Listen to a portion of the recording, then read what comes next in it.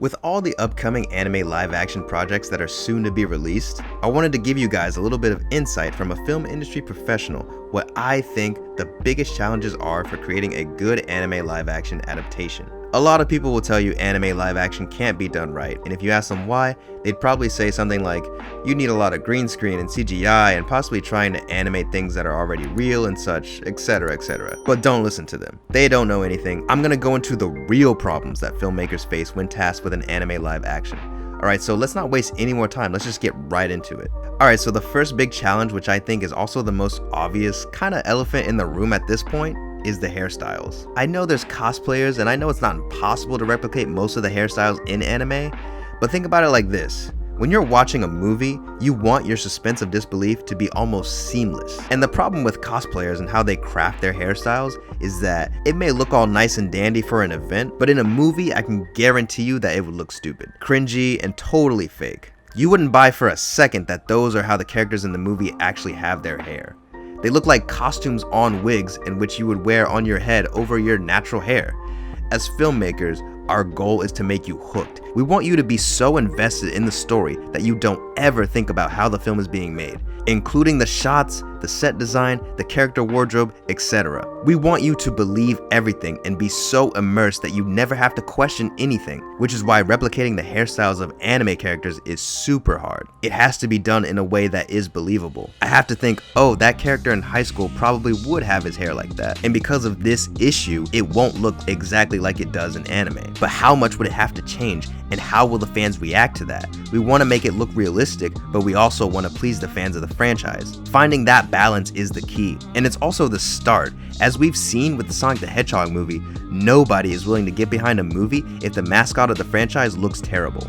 So none of the other challenges on this list would even matter if this one isn't figured out first. And boy is it a hard one to figure out. I mean, sure, there are characters like Kirito and Light Yagami who have hairstyles that we've seen before and wouldn't be too hard to make look for the big screen. But when you talk about characters like Goku, Yami Yugi from Yu-Gi-Oh!, Deku, all these characters' hairstyles are just impossible. Even for something like Deku's hair, you might think, well, we can just dye it green and black and mix it up a little bit, but it's not that simple. The spikes in his hair, no one really has hair that's actually spiky and anime looking. You could argue for some of the Japanese live action hairstyles, but if you ask me, a lot of them just end up looking kind of silly, and I can't really take the movies seriously because of that. However, I do think this problem is soon to come to an end. With how much anime has influenced the world through pop culture, and with the rise of all these e-girls being a direct result of that, I believe that this could very well be the gateway, or connective tissue if you will, to solving this challenge. For hairstyles of fantasy anime, it wouldn't be a big deal because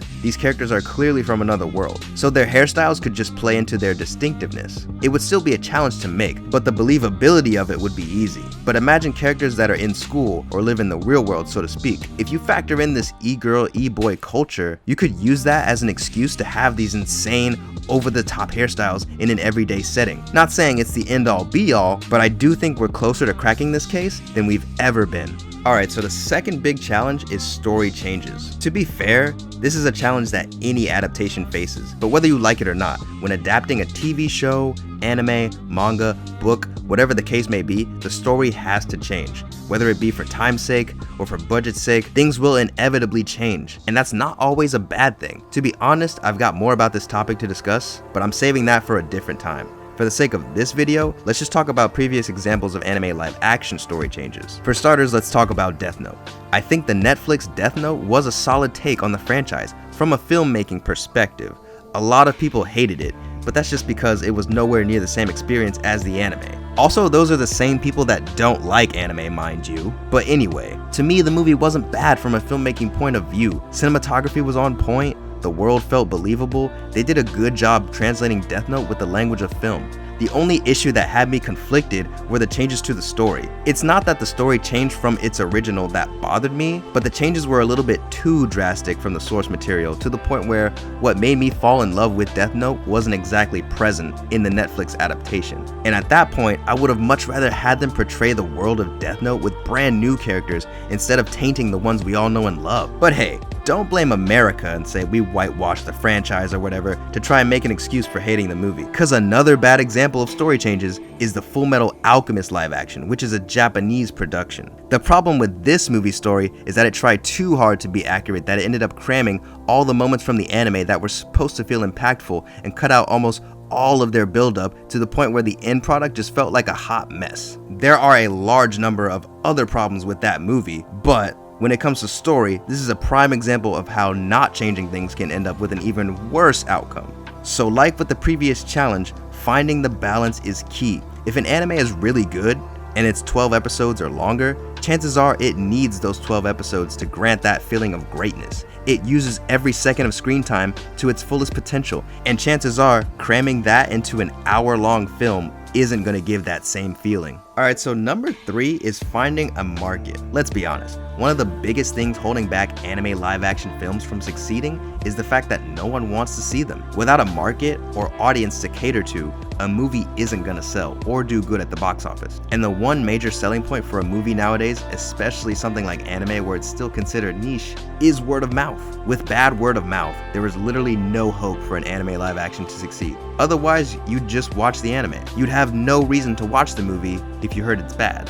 And generally, most anime live actions do get bad word of mouth, which stops them from ever getting sequels or second chances to finding out what works in these kinds of movies and what doesn't. Ironically, the Netflix Death Note movie didn't suffer from this because, well, it's Death Note. Whether people loved it or hated it, everyone watched it. The numbers did well, and that alone was enough for Netflix to warrant a sequel. A film that did suffer from bad word of mouth was the live action Ghost in the Shell, and that actually leads into my next point.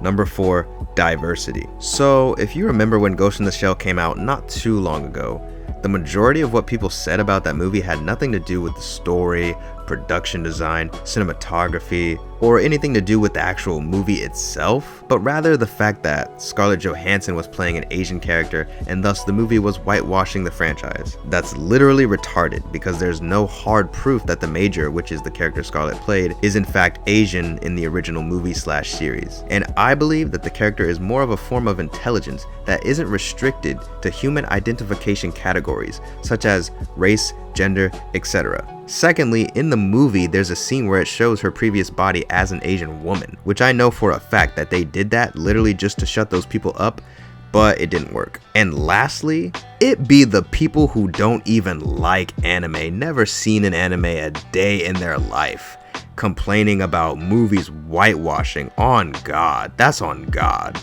Diversity is an issue that not only anime live action films face, but all films are currently going through to satisfy the general audience. None have gotten it right so far in my opinion. Remember Spider-Man Homecoming? Oh, let's just make Mary Jane and the Flash people of color and that'll fix the diversity issue. If you ask me, that's not how it should work. If you want black characters on the screen, then put black characters on the screen. Don't replace white characters that already exist with black people. It not only ruins fans' expectations, but it also creates this comparison of who can play the character better. And we want to complain about whitewashing Asian characters when we can be okay with other races playing characters that clearly aren't their race. You see the hypocrisy, right? Another example, Teen Titans live action. Making Starfire black, why didn't you literally just add Cyborg? Make it make sense. Also, you people cry and complain about making Asian characters played by Asians. Y'all are the real hypocrites because not every anime character is Asian. Fullmetal Alchemist, Edward Elric is white. In the Fullmetal Alchemist live action, everyone was Asian, of course, because it was made in Japan. So you guys that want that perfect, accurate Asian adaptation and are scared of whitewashing, y'all are literally hypocritical for also wanting white characters in anime to be played by Asians because of the Japanese live action way of thinking.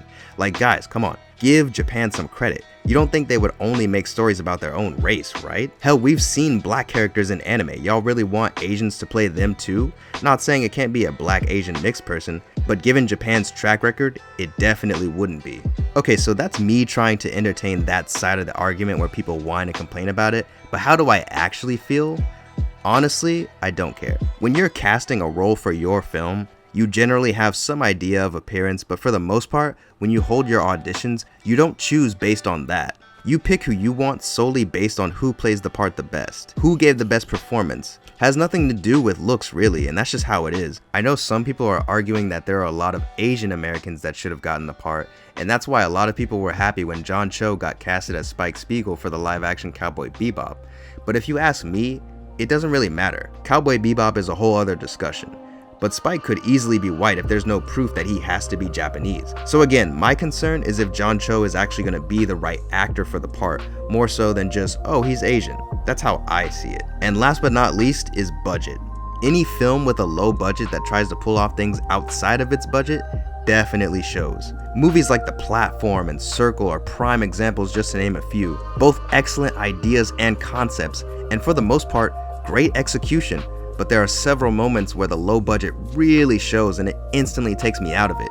A lot of the time when I watch an anime live action, the one thing I usually notice first is that the powers, the effects, the costumes, or the world, it all looks low budget. One example that comes to mind is the Bleach live action, which I thought wasn't half bad, but there were still moments where the low budget just took over all other aspects of the movie that were supposed to immerse me. And you know what? I'm sick of it. Alright? I'm sick of all these anime that are huge getting products like movies and games where we just put no effort into them. Why aren't we getting anime movies with the same budget as Marvel movies, even though manga sells more than comics in the US? Why aren't we getting anime games with the amount of effort and budget put into them as something like The Witcher, when instead we're left with rushed cash grabs even for anniversary games like Jump Force? Anime deserves better.